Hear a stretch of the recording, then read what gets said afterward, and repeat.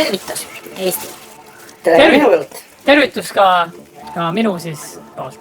Nagu oleme siin juba igas saates öelnud, siis kohe-kohe on suvi käes. Ning, nagu ka surmava taudi lõppfaas. On kohe käes.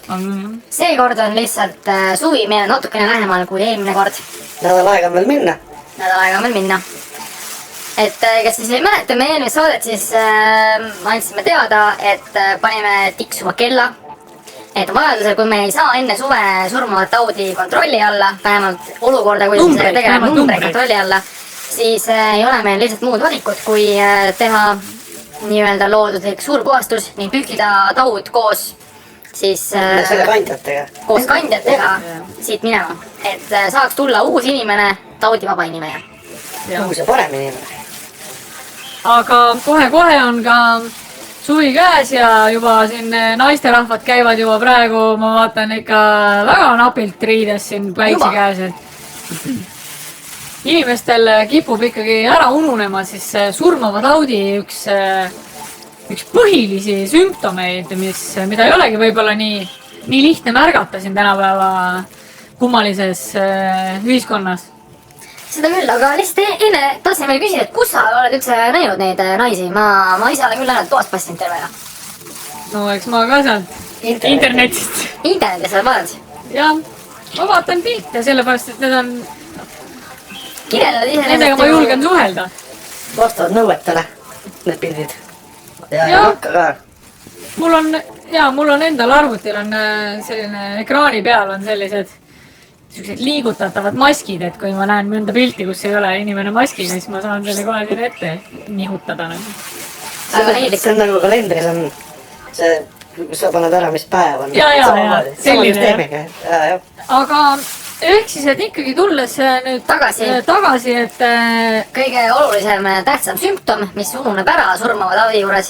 Jah, on selline suhteliselt hea enesetunne, et nagu ei olekski midagi viga. Aga see ju ongi surmava taudi põhiline sümptom. See on trikk.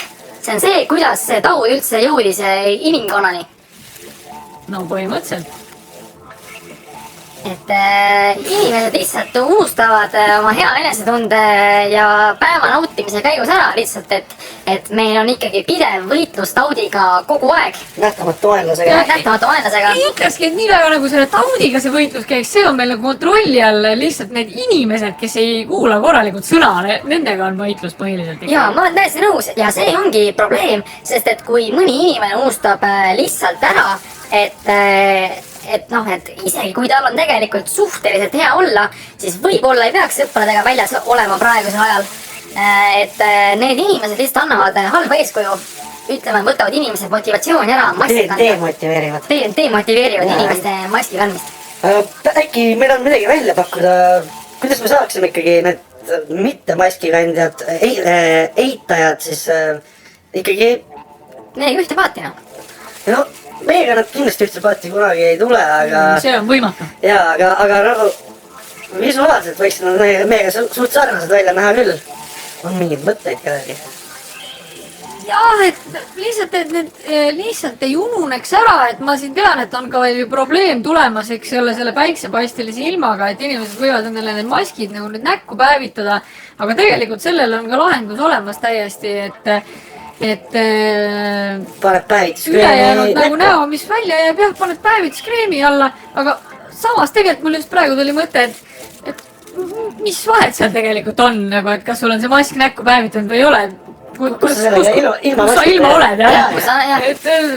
Ei, aga tegelikult see inimene, kellel see mask on näkku päevitatud, kui tema naerab, siis on ju palju paremini näha, sest et valgel taustal toimub kõik ja tundub rõõmsam.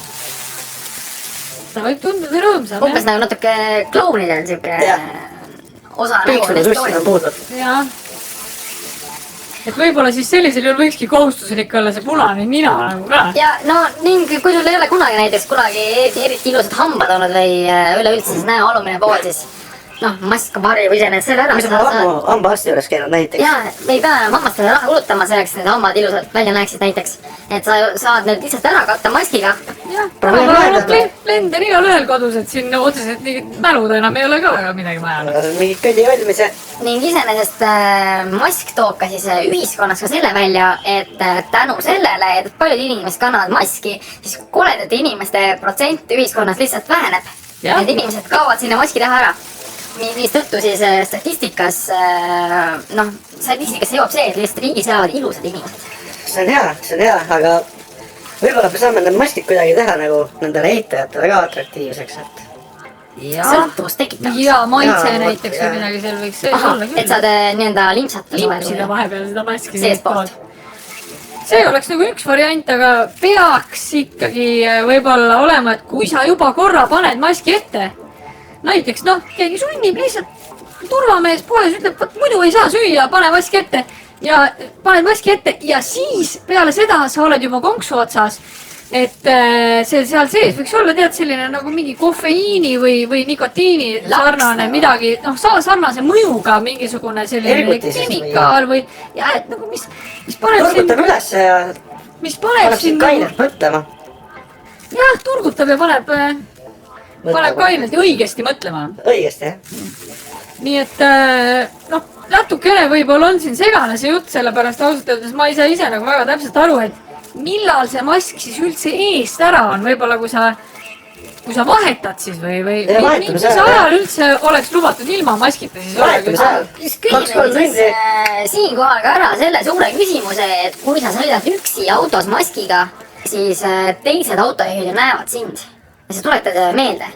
nii ei pea ka ju riik raha kulutama enam maski reklaamile , vaid inimene teeb seda ju tegelikult ühise eesmärgi eest . reklaami töötab tasuta Jah. . aga siin võiks rakendada siiski ka liikluspolitseid , kes siis näiteks peab kinni ja paneb näiteks templi sulle kuhugi .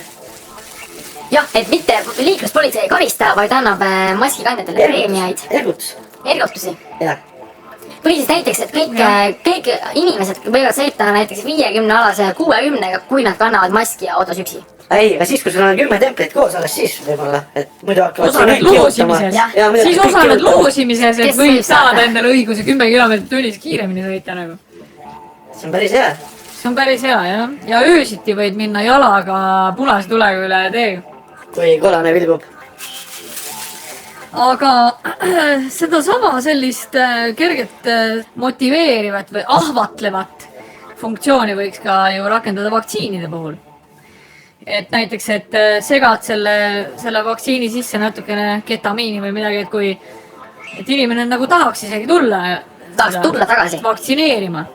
ja miks sa ei võiks siis preemiaks saada nagu midagi veel , tareeni või noh , Kui sa mida sa lihtsalt oled soovid parem endale kodanik. ütled näiteks sa nii vabalt valida erinevad lisaained , mida saad mida süstida järgmine sisse . jah , kui tihti seda teha võiks , sest et meie laua pealt on ka siin ikkagi läbi käinud mõned kasutusjuhendid või tooteinfolehed , et igal pool on kirjas , et ei tea ju kaua see funkab , et siis kaua gripp kestab nagu . ei , mis aja pärast võib tulla uue nagu sutsu vaktsiini kätte tegema saada . jah .